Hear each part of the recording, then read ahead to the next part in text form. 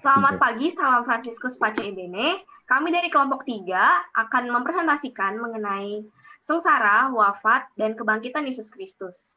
Yang terhormat kepada Pak Freddy Manik. Sebelum kami mulai, kami akan memperkenalkan siapa saja anggota dari kelompok kami. Yang pertama ada Betran Wijaya, Katarina Michelle, Cindy Cornelia Limpahala, saya Elvia Lena Natali Manalu, Franco Alvaro, Gloria Angela, dan Stephen Lionel Halim. Selamat mendengarkan. Sengsara Yesus. Peristiwa tersebut dimulai dengan pertanda yang didapatkan Bunda Maria disusul dengan Yesus dieluk-elukan di Yerusalem dan pengadaan Ekaristinya pada perjamuan terakhir. Kepergiannya ke Taman Getsemani disusul dengan penangkapannya oleh para imam Sanhedrin dan dibawa ke pengadilan Pontius Pilatus. Bagian-bagian dari 4 Injil menceritakan tentang peristiwa tersebut, beserta Injil Petrus dan Kanonikal yang dikenal sebagai naratif kisah sengsara.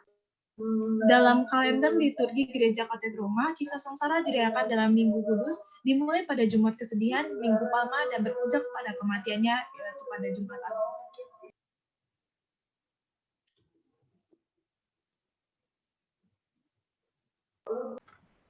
Wafat Yesus. Makna Yesus wafat. 1. Kematian Yesus adalah konsekuensi dari pewartaannya tentang kerajaan Allah. 2. Wafat Yesus merupakan tanda ketaatan dan kesetiaannya kepada Bapa. 3. Wafat Yesus adalah tanda solidaritasnya kepada manusia. 4. Wafat Yesus menunjukkan tanda kasih Allah. 5. Wafat Yesus menyelamatkan manusia. 1. Kematian Yesus adalah konsekuensi dari adalah untuk mewartakan kerajaan Allah. Yesus sudah mengetahui bahwa ia harus menanggung segala resiko dan penderitaannya yang ia terima dari mewartakan kerajaan Allah.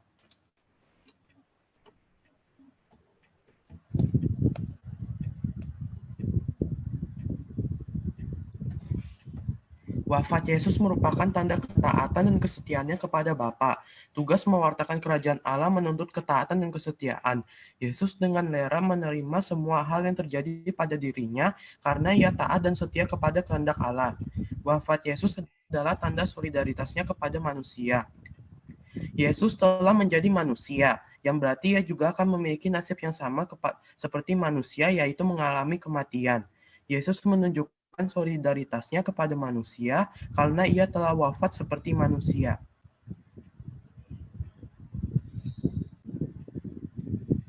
Wafat Yesus menunjukkan tanda kasih Allah. Karena begitu besar kasih Allah, maka ia mengaruniakan anaknya yang tunggal supaya setiap orang yang percaya kepadanya tidak binasa, melainkan beroleh hidup yang kekal, yang dikutip dari Injil Yohanes 3 ayat 16.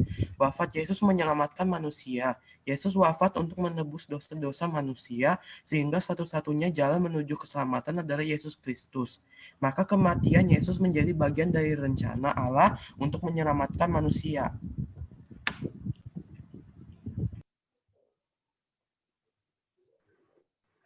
Kebangkitan Yesus. Perjanjian baru menegaskan bahwa kebangkitan Yesus dari alam maut merupakan kejadian yang benar-benar terjadi dalam sejarah manusia dan sejarah keselamatan, di mana kubur yang telah kosong menjadi bukti nyata kebangkitan Yesus serta penampakannya sebagai manusia yang telah bangkit membuktikan peristiwa besar itu. Kebangkitan Kristus itu penting bagi iman kita, karena yang pertama, jika Kristus tidak dibangkitkan dari antara orang mati, orang-orang percaya juga tidak akan bangkit. Terdapat dalam 1 Korintus pasal 15 ayat 12 sampai 15. Kedua, jika Kristus tidak dibangkitkan dari antara orang mati, pengorbanannya untuk dosa dianggap belum memadai. Terdapat dalam 1 Korintus pasal 15 ayat 16 sampai 19. Kebangkitan Yesus membuktikan bahwa kematiannya diterima oleh Allah sebagai penebusan untuk dosa-dosa manusia. Akibatnya, dosa manusia tidak akan diampuni dan tidak akan ada kebangkitan. 1 Korintus 15 ayat 16 sampai 19. Tidak akan ada hidup yang kekal terdapat dalam Yohanes pasal 3 ayat 19. Yang ketiga, semua orang yang percaya kepadanya akan dibangkitkan kembali untuk hidup dalam kekekalan sebagaimana Kristus sudah bangkit. 4. Kebangkitan Kristus memperlihatkan kita kemuliaan dari tubuh kebangkitan yang akan kita terima. Dan yang kelima, kebangkitan Kristus menyatakan hasil dari kebangkitannya, Semua yang percaya padanya akan mengalahkan maut. Di kebangkitan, 1. Kubur Tuhan Yesus telah kosong. 2. Para malaikat memberitahu para murid bahwa Tuhan Yesus telah bangkit. 3. Tuhan Yesus menampakkan diri berulang-ulang selama 40 hari. Yang keempat, para prajurit Romawi yang menjaga kubur Yesus dan para pemimpin Yahudi tak dapat menyangkal kebangkitan Yesus. Yang kelima, para murid Tuhan Yesus berulang-ulang menyaksikan kebangkitan Tuhan Yesus. Yang keenam, para murid Tuhan Yesus berubah secara radikal. Yang ketujuh, dalam rentang waktu puluhan tahun, Tuhan Yesus menyatakan diri berulang-ulang dari surga.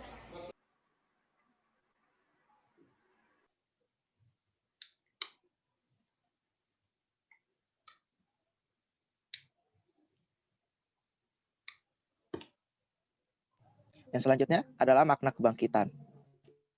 Yang pertama adalah Yesus sudah mengalahkan kematian, yang artinya dengan kita percaya kepadanya, maka kita tidak perlu takut akan kematian sebab maut telah dikalahkan olehnya. Yang kedua, kita telah hidup dalam kuasa Allah sebab Yesus berkuasa di surga dan di bumi. Ya artinya kita harus bisa menjalankan kuasa yang diberikannya kepada kita untuk mencapai kemenangan, yaitu masuk ke dalam surga.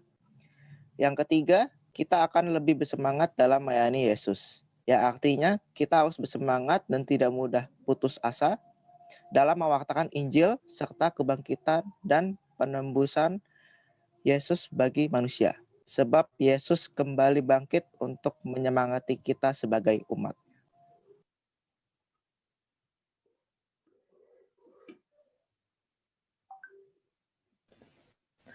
Kenaikan Yesus ke surga.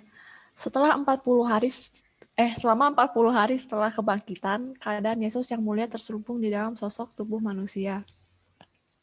Ia berulang kali menampakkan dirinya kepada murid-muridnya dan mengajarkan mereka mengenai kerajaan Allah. Yesus memberikan misi perutusan kepada para muridnya serta menjanjikan kuasa Roh Kudus. Di hari kenaikannya, Yesus melarang mereka untuk meninggalkan Yerusalem, menunggu sambil menantikan janji Bapa. Damai sejahtera kutinggalkan bagimu, damai sejahtera kuberikan kepadamu, dan apa yang kuberikan tidak seperti yang diberikan oleh dunia kepadamu. Janganlah gelisah dan gentar hatimu. Yang tertulis dalam Yohanes bab 14 ayat 27. Inilah berkat terakhir yang diberikan Yesus kepada murid-muridnya sebelum naik ke surga. Demikianlah Yesus terangkat ke surga melalui awan-awan disambut para malaikat dan disaksikan sendiri oleh para muridnya.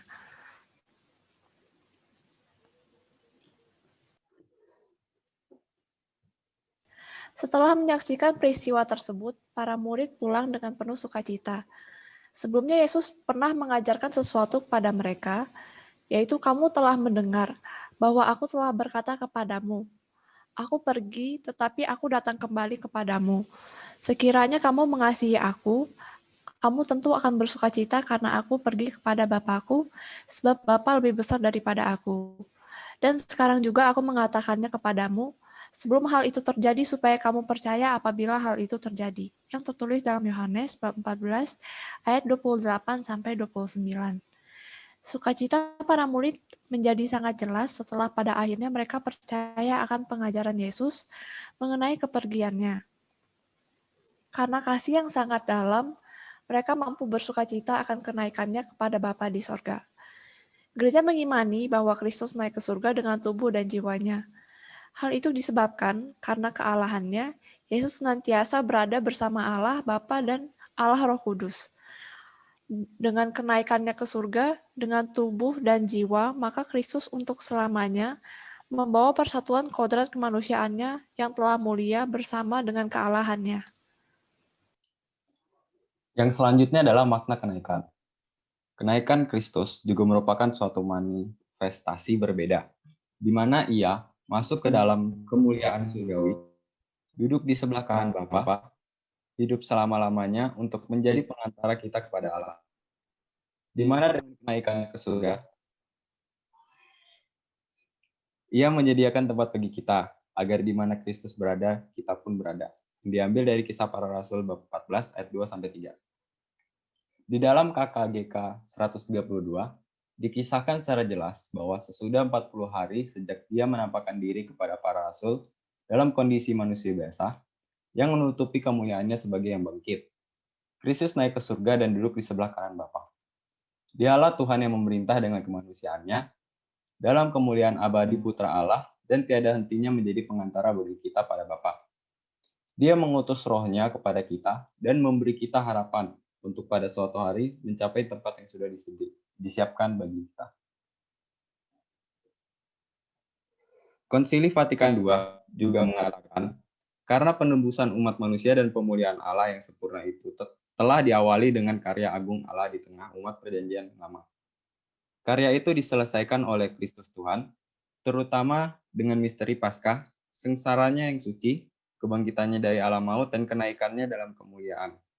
Dengan misteri itu, Kristus menghancurkan maut kita dengan wafatnya, dan membangun kembali hidup kita dengan kebangkitannya. Namun kenaikan Kristus diartikan para rasul bukanlah sebagai tanda perpisahan. Santo Agustinus pernah berkata, ia tidak meninggalkan surga ketika ia turun dari surga kepada kita, dan ia tidak meninggalkan kita ketika ia naik lagi ke surga.